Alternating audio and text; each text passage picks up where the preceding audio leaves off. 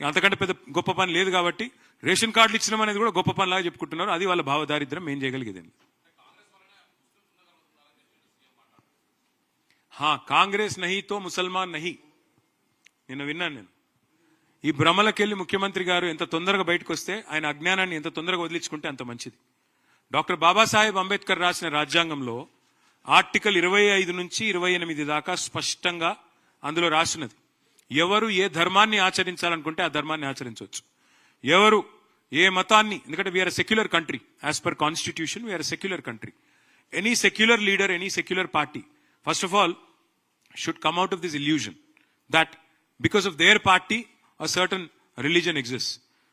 BJP లేకపోయినా హిందువులు ఉంటారు, కాంగ్రెస్ లేకపోయినా ముస్లింలు ఉంటారు, ఎవరు లేకపోయినా అందరూ ఉంటారు, భారతదేశం ఉంటుంది. కాబట్టి ఎవరు ఏమనుకున్నా ఒకటి వాస్తవం. ఇవాళ ఇట్లాంటి అడ్డగోలు మాటలు మాట్లాడే ముఖ్యమంత్రికి ఒక మతాన్ని అవమానించినట్టుగా, కాంగ్రెస్ పార్టీ లేకపోతే ముస్లిం లేకపోవడం ఏందండి? అంటే కాంగ్రెస్ పార్టీ పుట్టకముందు ముస్లిం లేరా? కాంగ్రెస్ పార్టీ ఆల్మోస్ట్ చచ్చిపోయింది, మొత్తం చచ్చిపోయినాక కూడా ముస్లింలు ఉండరా?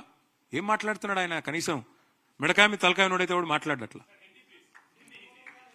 अच्छा यही चीज मैं बस यही कह रहा था कल हमारे जो चीफ मिनिस्टर ने कहा कि कांग्रेस नहीं तो मुसलमान नहीं, मैं बस उनसे इतना ही कहूंगा, बीजेपी नहीं तो हिंदू नहीं करके कोई बोलता है, कांग्रेस नहीं तो मुसलमान नहीं करके यहाँ के चीफ मिनिस्टर बोलते हैं.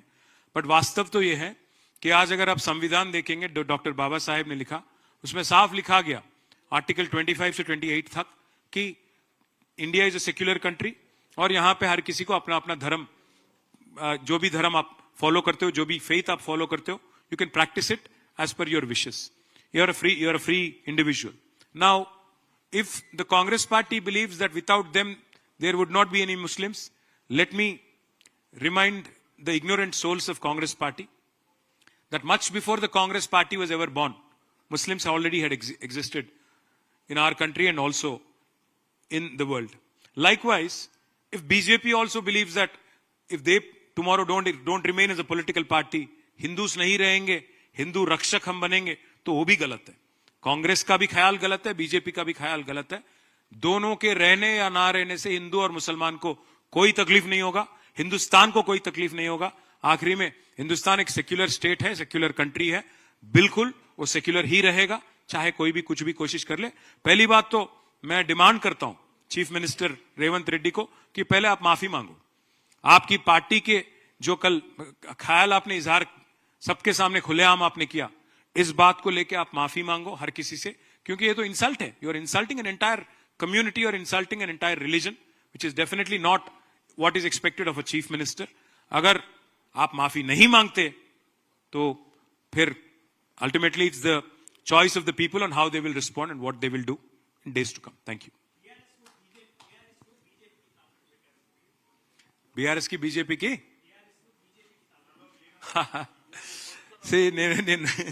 నేనేమంటా అంటే, మీరు ఒకటి చెప్పండి, ఇంతకంటే దృఢమైన బలం ఛోటేబాయ్ బడేబాయ్ బంధం ఎంత దృఢంగా ఉందంటే, ఛోటేబాయ్ వాళ్ళ బమ్మర్దికేమో బడేబాయ్ కాంట్రాక్ట్ ఇస్తాడు.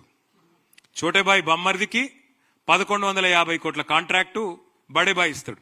బడేబాయ్ ఎంపీకేమో ఛోటేబాయ్ 1350 కోట్ల కాంట్రాక్ట్ ఇస్తాడు.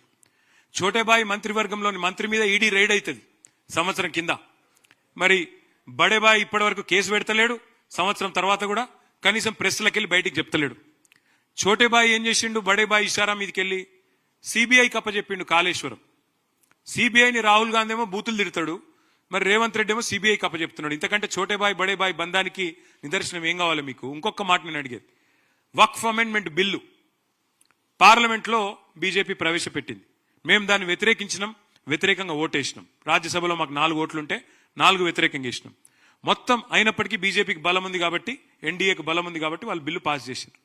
పాస్ చేసినాక 28 రాష్ట్రాలు ఉంటే భారతదేశంలో ఫస్ట్ గవర్నమెంట్ వక్ఫ్ అమెండ్మెంట్ బిల్లు వెంటనే అమలు చేయాలని జీవో తెచ్చిన ఫస్ట్ గవర్నమెంట్ ఛోటేబాయ్ గవర్నమెంట్.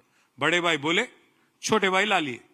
అంటే ఎంత డీప్ ఉన్నదంటే, ఇక్కడ నడుస్తున్నది కాంగ్రెస్ గవర్నమెంట్ కాదు, యా జో చల్ రా జాయింట్ వెంచర్ गवर्नमेंट चल रहा, कांग्रेस बीजेपी का जॉइंट वेंचर गवर्नमेंट यहां पे चल रहा है. इसलिए ईडी रेड होता है इन पे. कौन? पोंगुलेटी श्रीनिवास रेड्डी तेलंगाना रेवेन्यू मिनिस्टर पे केस नहीं बनता. ईडी नहीं बोलती, मिनिस्टर मुंह नहीं खोलता। अब रेवंत रेड्डी के साले साहब को अमृत स्कीम में टेंडर मिलता 1100 करोड़ का, और यहां पे बीजेपी एमपी साहब को 1350 करोड़ का काम रेवंत रेड्डी साहब देते। सीबीआई एक बीजेपी की तोता है बोल के हमारे राहुल गांधी साहब बोलते, फिर वही तोते को रेवंत रेड्डी साहब कालेश्वरम केस देते। तो छोटे भाई बड़े भाई का जो बंधन है, जो अजब प्रेम की गजब कहानी है, ये शायद ही हिंदुस्तान में कहीं और आपको देखने को नहीं मिलेगा। एक जबरदस्त फेविकॉल बॉन्ड जो है आज अगर किसी के बीच में है तो छोटे भाई बड़े भाई के बीच में है। और छोटे भाई जाके कब बड़े भाई के पार्टी में मिलेंगे आप लिख लो, 1-1.5 साल के अंदर वो भी हो जाता, दोनों एक हो जाते, आप बेफिक्र रहो। लक्ष्य डबल बेडरूम लो అన్నారా? ఆయన గృహ నిర్మాణ శాఖ మంత్రేనా? 2 ఏళ్ల నుంచి ఆయనే మంత్రి కదా. మా శ్రీనివాస్ యాదవ్ గారిని గిట్లనే గతంలో అడిగితే నువ్వు రా అని చెప్పి బట్టి విక్రమార్క అప్పుడు సిఎల్పి లీడర్, ఆయన మంత్రి సీనన్న పోతే మధ్యలోకి వెళ్ళి తట్టబుట్ట వారిసి పారిపోయాడు. ఎవరు? బట్టి. పొంగులేటి శ్రీనివాసరెడ్డి నిజంగానే గృహ నిర్మాణ శాఖ మంత్రి అయితే ఒకసారి రివ్యూ చేసుకుంటే మంచిది, ఆయనకి సిగ్గుపోతుంది. లేకపోతే ఒకటే కాడ కొల్లూరులో 17,000 ఇండ్లున్నాయి, కొద్దిగా అవతల పోతే నాగులపల్లిలో ఇంకో 5,000 ఇండ్లున్నాయి, కొద్దిగా కిందికి పోతే ఇంకో 6,000 ఇండ్లున్నాయి. ఒక్కసారి చూసుకుంటే మంచిది, ఎందుకంటే ఆయన గృహ నిర్మాణ శాఖ మంత్రి, మాట్లాడేటప్పుడు అజ్ఞాన ప్రదర్శన చేయకుంటే ఆయనకే మంచిది.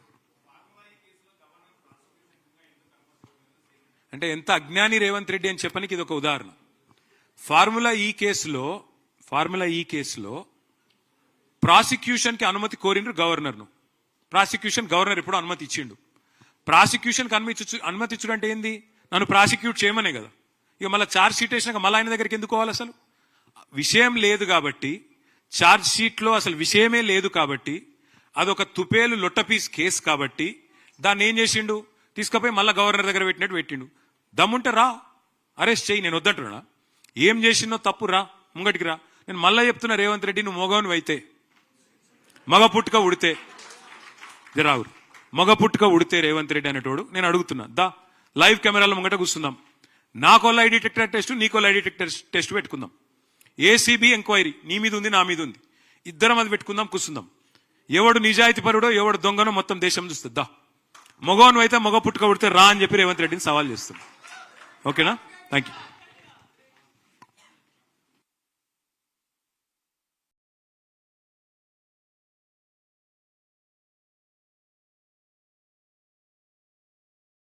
एक मिनट जरा एक मिनट एक बच्ची है, एक मिनट बैठो प्लीज।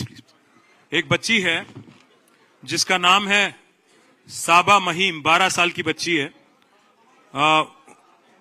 ख्वाजा मोहिउद्दीन साहब की बेटी। 18 बार स्टेट लेवल पे गोल्ड मेडल लाई, 3 बार नेशनल लेवल चैंपियनशिप लाई। वो बच्ची आज हमारे पास आई, उसका हम सम्मान करना चाह रहे हैं। 1 मिनट आना।